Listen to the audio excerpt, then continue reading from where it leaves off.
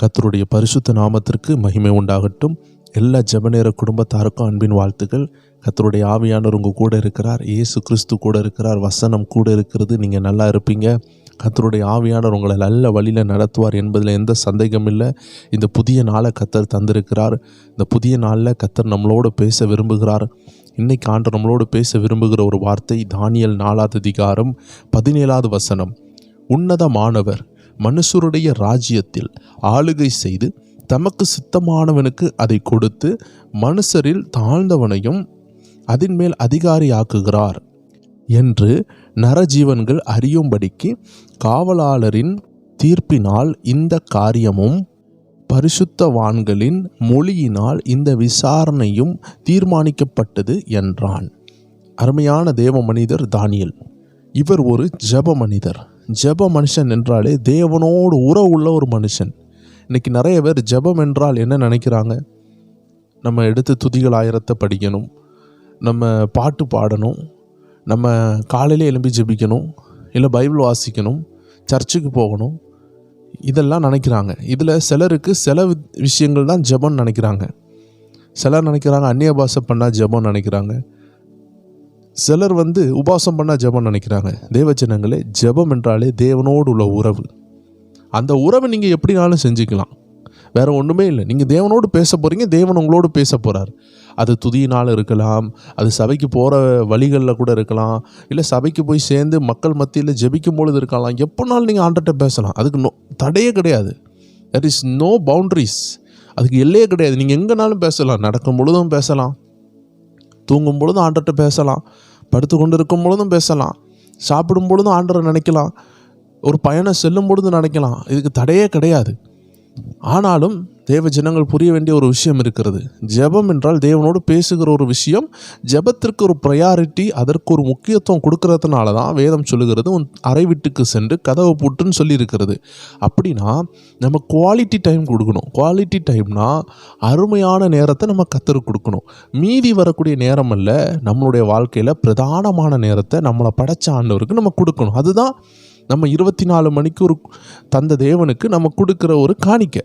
அப்படி நீங்கள் பெர்ஃபெக்டாக 1 ஹவரோ 2 ஹவரோ ஆண்டு சமூகத்தில் இருந்தீங்கன்னா, மீதி உள்ள நாட்கள் நீங்கள் நடக்கும் பொழுதும், உட்காரும் பொழுதும், பஸ்ஸில் போகும் பொழுதும், சாப்பிடும் பொழுதும் அந்த ஜெபம் என்ன செய்யும்? அப்படியே பற்றி எரியும். உங்களுக்குள்ளாடி ஜெபம் உதிக்கும். இதுதான் ஜெபம்.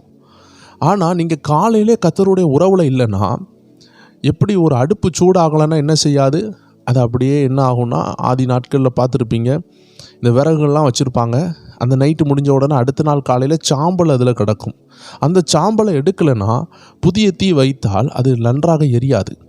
ஆனால் காலையிலே நல்லா விறகுலாம் வச்சுட்டிங்கன்னா, காலையிலே சோறெல்லாம் அந்த விறகுல வச்சு எடுத்துட்டிங்கன்னா, மத்தியானம் திடீர்னு ஒரு காரியம் உங்களுக்கு சூடு தண்ணி நீங்கள் பண்ணணுன்னா, ஆல்ரெடி காலையிலே நீங்கள் வச்சதனுடைய கங்குகள் கிடக்கும். ஆனால் காலையிலே எழும்பி அந்த சாம்பலை வாராமல் அதில் கொஞ்சம் சமையல் செய்யாமல் விட்டுருந்தீங்கன்னா, பிறகு என்ன செய்யணும்? மத்தியானம் ஒரு சுடு தண்ணி தேவைப்படுதுன்னா, விறகுல செய்கிறவங்களுடைய அனுபவத்தை சொல்கிறேன். திரும்பி சாம்பலை வாரி ஃபஸ்ட்டில் இருந்து என்ன செய்யணும்? புதிதாக நீங்கள் சூடாக்கணும். அது ரொம்ப கஷ்டம். இதே தான் நீங்கள் காலையிலே எழும்பி உங்கள் இருதயமாகிய அந்த அடுப்பு, அந்த ஆல்டர், உங்கள் இருதயமாகிய கர்த்தருடைய வார்த்தை தங்கக்கூடிய அந்த அக்னி தங்கக்கூடிய இடத்த காலையிலே சுத்தம் பண்ணி நீங்கள் அக்னியை வர வச்சிட்டிங்கன்னா, மீதி எந்த நேரத்துலையும் அதில் அனல் இருக்கும். எப்போனாலும் ஜெபிக்கலாம். ஆனால் அந்த தனி ஜெபம் இல்லாமல் நான் ஜெபிச்சுக்கிட்டே இருக்கிறேன்னு சொல்லும் பொழுது உங்கள் ஃபயர் குறையும். அடிக்கடி சண்டையில் விழுவீங்க, போராட்டம் வரும், யுத்தம் வரும். ஏன்னா நீங்கள் அதிகாலையிலையோ இல்லை ஏதோ ஒரு நேரத்தில் கர்த்தருக்கு கொடுக்க வேண்டிய குவாலிட்டியான நேரம் கொடுக்கல, கூடின நேரம், சிறந்த நேரம் கொடுக்கல. நீங்கள் நிறைய ஜெபிக்க முடியலன்னு சொல்கிறவங்க என்ன தெரியுமா சொல்லுவாங்க? நான் படுத்துட்டு ஜெபிக்கிறேன், நான் நடந்துட்டு ஜெபிக்கிறேன், நான் போகும்பொழுதே ஜெபிச்சிருவேன், எனக்கு ஒரு இடத்துல உட்கார்றதுக்கு நேரம் வரல அப்படின்னு சொல்லுவாங்க. ஆனால் யோசித்து பாருங்கள், நம்ம கண்டிப்பாக உட்காந்து ஜெபித்தே ஆகணும். அது ஜெபிக்கிற அனுபவம் தான் காலையிலே அந்த சாம்பலை எடுத்து விறகு வைக்கிற அனுபவம். அப்படி செஞ்சிட்டிங்கன்னா எப்போவுமே அடுப்புக்குள்ளே விறகு இருக்கும். எப்போவுமே அனல், அந்த கனல்னு சொல்லக்கூடிய அந்த தீயினுடைய துண்டுகள் எப்பொழுதுமே இருக்கும். கொஞ்சம் சாம்பல் மூடினாலும் ஒரு விசிறி எடுத்து 2 வீசினீங்கன்னா அதில் தீ வந்துடும். அந்த தீ வந்துட்டுனா அதுக்கு பிறகு நீங்கள் எப்போனாலும் எதுவும் வச்சுக்கலாம். அதே மாதிரி தான் ஆவிக்குரிய வாழ்க்கையில் ஜெபமும். நீங்கள் காலையில் எழும்பி வைக்கிற அந்த தீ தான், காலையிலையோ இல்லை மாலையிலையோ எப்போ நீங்கள் வைக்கிறீங்களோ, தேவ ஜனம் அடிக்கடி ஆண்டவரோடு குவாலிட்டி டைம் கொடுக்கணும், சிறந்த நேரத்தை கொடுக்கணும். மீதி வர நேரத்தை அல்ல, சிறந்த நேரத்தை கொடுத்துட்டிங்கன்னா எப்போவுமே உங்களுக்குள்ள அனல் இருக்கும். அதான் பவுல் சொல்கிற ஆவியில் அனலாக இருங்க. இன்றைக்கி நம்ம வாஸ்த வசனத்துக்கு இதுக்குள்ள விஷயம் என்னென்னா, ஜெபிக்கிற தேவ மனிதனாகிய அந்த தானியேல் மூலமாக கர்த்தர் சொன்ன வார்த்தை தான், உன்னதமானவர் மனுஷனுடைய ராஜ்யத்தை ஆளுகை செய்கிறார், தமக்கு சித்தமானவனுக்கு அதை கொடுத்து மனுஷரில் தாழ்ந்தவனை அதன் மேல் அதிகாரியாக்குகிறார். கடந்த நாட்களில் நீங்கள் எலெக்ஷனில் ஓட்டிங் பண்ணியிருப்பீங்க, எலெக்ட் பண்ணியிருப்பீங்க. நீங்கள் இப்போ ஓட்டு உங்களுடைய உரிமை, நீங்கள் ஒவ்வொரு பேரும் போட்டு வந்திருப்பீங்க. எது நல்ல கட்சி, ஒன்றுமே நல்லதில்லைன்னு சொல்லிட்டு நிறைய பேர் நோட்டாலாம் போட்டுட்டு வருவாங்க. தேவ ஜனங்கள் புரிந்து கொள்ளணும், இந்த உலகத்தில் பெர்ஃபெக்ட்னு ஒன்றும் இருக்காது. ஆண்டவர் உங்களுக்கு ஏவன கட்சிகளுக்கு நீங்கள் போட்டிருப்பீங்க. ஆனால் புரிந்து கொள்ளணும், தேவன் தமக்கு சித்தமானவனை தான் கொண்டு வருவார். ஏன்னா உன்னதமான தேவனுக்கு மனுஷனுடைய ராஜ்யத்தில் ஆளுகை செய்யக்கூடிய வல்லமை இருக்கிறது. என்னதான் அது பிசாசின் கையில் ஒப்பு கொடுக்கப்பட்டிருந்தாலும், தேவ ஜனங்கள் ஊழியம் செய்கிறதற்காக, தேவ ஜனங்கள் நிம்மதியாக இருக்கிறதற்காக, சுவிசேஷம் பரவுகிறதற்காக கர்த்தர் நமக்காக யுத்தம் பண்ணுகிறவராக இருக்கிறார். அதனால் யாராவது வந்துடுவார்களோ, யாராவது தீமையானவர்கள் வந்துடுவார்களோ, தீமையானது நடக்குமோ என்று பயப்பட வேண்டாம். வேதம் சொல்லுகிறது, ஜெபிக்கிற நபர்கள் இருக்கிற வரை, ஜெபிக்கிற தேவ பிள்ளைகள், தானியேல் போன்ற தேவ பிள்ளைகள் இருக்கிற வரை உன்னதமானவர் நமக்கு இரக்கமாகவே இருப்பார். ஆபிரகாம்கிட்ட கேட்டார், நான் அந்த நகரத்தை அழிக்க போகிறேன், நீதிமான்கள் யாராவது இருக்கிறாங்களா? இருந்தால் நான் அழிக்க மாட்டேன்னு சொல்கிறார். அப்போ ஆபிரகாம் போய் அழகாக கேட்குறார், இத்தனை நீதிமான்கள் இருந்து அழிப்பீரான்னு கேட்குறார். ஆனால் அங்கே நீதிமான்களே இல்லை, லோத்துவை தவிர அங்கே யாருமே இல்லை. ஸோ தேவ ஜனங்களே, கர்த்தர் ஜெபிக்கிறவர்களுக்காக, நீதிமான்களுக்காக தேசத்தின் அழிவை தடுக்கிறாரு, தேசத்தின் தலைவர்களை மாற்றுகிறாரு, ராஜாக்களை அவருடைய சித்தம்படி நியமிக்கிறாரு. ஸோ அதனால் நம்ம குடும்பங்களில் அடி வைக்க வேண்டிய அவசியம் இல்லை, போராட வேண்டிய அவசியம் இல்லை, பயப்பட வேண்டிய அவசியம் இல்லை.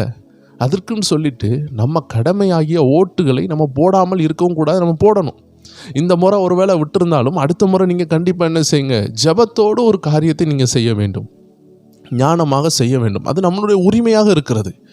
ஸோ தேவ ஜனங்கள், இன்றைக்கி நீங்கள் புரிய வேண்டிய விஷயம், இந்த அதிகாலையில், இந்த அருமையான நாளில், இந்த புதிய நாளில், வாரத்தின் முதல் நாள் சொல்லிக்கலாமே, இந்த நேரத்தில் ஆண்டவர் நம்மளோட பேசுகிறார். உன்னதமானவர் தேசத்தை ஆளுகை செய்வார், நீங்கள் சமாதானத்தை பார்ப்பீங்க.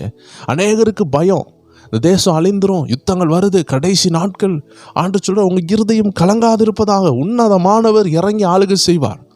ஜெபிக்கிற தேவ பிள்ளைகள், நீங்கள் தான் அந்த நபர்கள். நீங்கள் இருக்கிற வரைக்கும் அழிவு தாமதிக்கப்படும், அழிவு நிறுத்தப்படும். ஏன்னா உங்களுக்காக ஆண்டவர் அதை செய்வார். யோசித்து பாருங்கள், நம்ம இந்தியாவில் நீதிமான்கள் இருக்க மாட்டார்களா? இருக்கிறார்கள். இயேசுவின் ரத்தத்தினால் கழுவப்பட்டவர்கள் எத்தனை ஆயிரக்கணக்கான மக்கள் இருக்கிறாங்க. இவங்களுக்காக ஆண்டு யுத்தம் செய்ய மாட்டாரா? நிச்சயமாக செய்வார். நம்ம ஜெபிக்கணும், தானியேலை போல நம்ம எழும்பி ஜெபிக்கணும். தானியேல் 3 வேளை ஜெபித்தார், 3 வேளை அடுப்பை ரெடியாக்கினார். யோசித்து பாருங்கள், இருதயமாகி அந்த அடுப்பை 3 வேளையும் ரெடி ஆக்கினார்.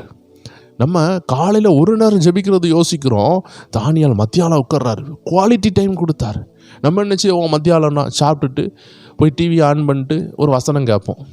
ஆனால் அப்படிலாம் அவர் செய்யலை, டிவியே கிடையாது அவருக்கு. அவர் நேராக போய் முழங்கால் படிடுவார், ஆண்டவர் நோக்கி பார்ப்பார். அதுதான் பயங்கரமான கனெக்ஷன். கர்த்தர் அவரோட பேச தொடங்கினார். கர்த்தர் உங்கள்கிட்ட பேசணும்னு நினைக்கிறீங்களா? டிவியை பார்த்து கொண்டு இருந்தால் பேசுவார். ஆனால் உங்களோடு தனிப்பட்ட ரீதியில் பேசுகிறது தான் என்றைக்குமே ஆசீர்வாதம். ஏன்னா எல்லா நேரம் டிவி நம்ம கூட இருக்காது, எல்லா நேரம் செல்ஃபோன் நம்ம கூட இருந்தாலும் அதில் உள்ள வசனத்தை எடுக்கக்கூடிய சூழ்நிலை இருக்காது. ஆனால் எல்லா நேரமும் டவர் கேன்சல் ஆகாத ஒரு இடம்னா, ஒரு கான்டாக்ட் பாயிண்ட்னா அது உங்கள் இருதயம் தான்.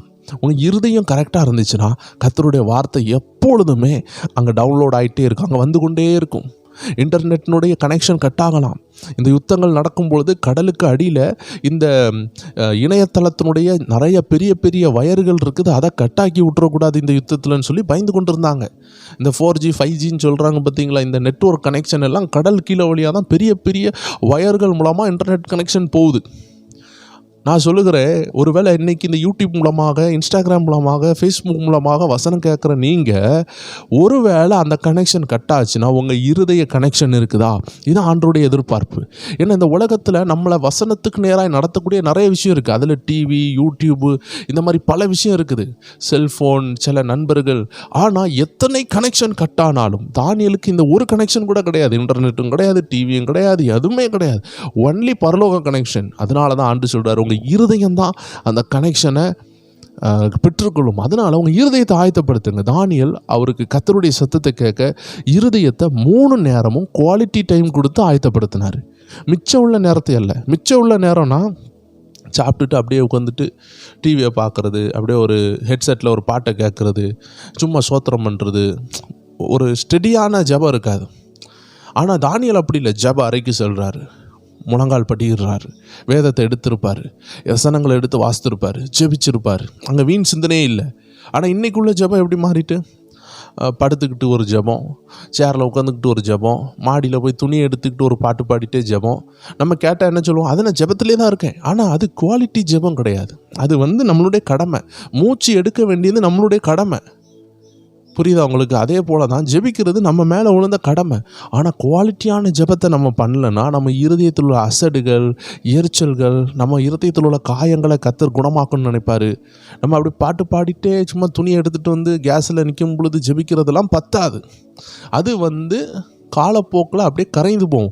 அந்த ஜெபம் பத்தாது. நீங்கள் பிசாசை ஜெயிக்கணும், யுத்தத்தை ஜெயிக்கணும், தேவனுக்காக ஏதாவது செய்யணும்னா ஒரு இடத்துல உட்காந்து நீங்கள் 1 மணிக்கூர், 2 மணிக்கூர், 3 மணிக்கூர் ஜெபிச்சாதான் பரலோகத்தில் ஏதாவது செய்ய முடியும். ஒரு தேவ மனுஷன் சொன்னார், நீங்கள் 3 மணிக்கூர் ஜெபிச்சாலே பரலோகத்தில் அது 15 நிமிஷம் ஜெபம் மாதிரி. 3 மணிக்கூர் ஜெபம். அப்போ யோசித்து பாருங்கள், பரலோக ராஜ்யத்தில் பல மணிக்கூர் ஜெபத்தை நம்ம ஜெப தூபத்தை எழுப்பணும்னா நம்ம இங்கே பூமியில் 30 மணிக்கூர், 40 மணிக்கூர்னு ஜெபிச்சு கொண்டே இருந்தால் தான் தேவன் ஏதாவது நம்ம மேலே சாதிக்க முடியும். ஒரு ஜெப வீரனாக இருந்தால் தான் தேசத்தில் ஒரு தாக்கத்தை உண்டாக்க முடியும்.